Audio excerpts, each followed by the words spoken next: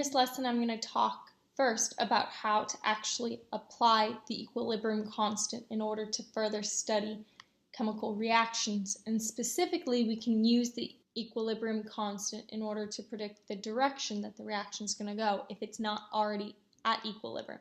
So what direction does the reaction need to go in order to reach equilibrium? So in order to determine this, we use a value that's called your reaction quotient, which we represent with a Q rather than a K. And your reaction quotient, if you substitute the concentrations of the reactants and the products into the equilibrium expression, but you're not at equilibrium, that you end up calculating Q, your reaction quotient. So Q is calculated the same way that K is. The only difference is that the concentrations that are plugged into the chemical equilibrium expression aren't actually the concentrations that are found at equilibrium, and therefore we call the constant that is acquired by plugging in those values the reaction quotient rather than the equilibrium constant. So by comparing your Q and your KEQ, which is your equilibrium constant, whether it's your Kc or your Kp, you can actually predict what direction the reaction is going to proceed. So for example, if your Q equals your K, what that tells you is that your reaction is actually already at equilibrium.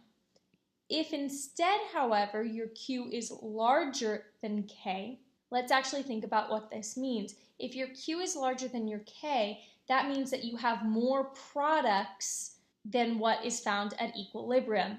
Because remember, your products are found in your numerator. The concentrations or the pressures are found in your numerator.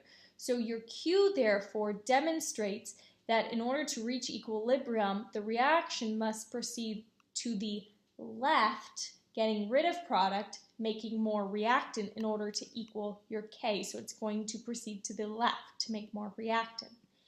In contrast, if your Q is less than K, what that means is that you have more reactant than is found in the equilibrium state.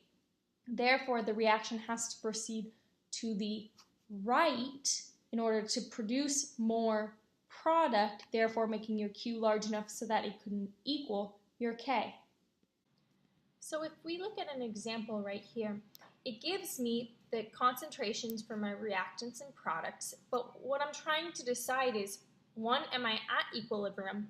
And two, if I'm not at equilibrium, in which direction does my reaction need to proceed, either to the right or to the left, in order to reach equilibrium?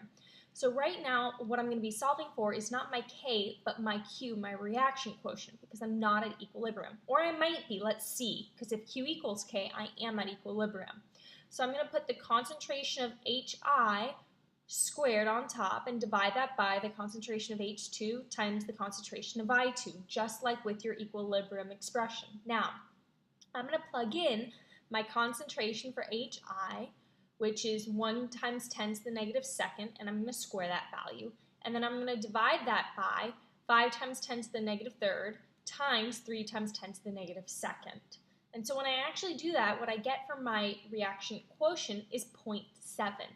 Now, if I look, my equilibrium constant is 51, which means that my Q is less than my K. So I need to increase the size of my Q, my reaction quotient, in order to reach equilibrium. Well, to do that, because as you can see here, your Q equals your products over your reactants, I want to increase the concentration of products and decrease the concentration of reactants, which means my reaction needs to proceed to the right in order to attain equilibrium. Now, if my Q had been less than K, then I would want to decrease its size, which means reduce the amount of product, increase the amount of reactant, which means a shift to the left. And if, when I was doing this, if my Q equals 51, what that means is that that reaction is already in equilibrium.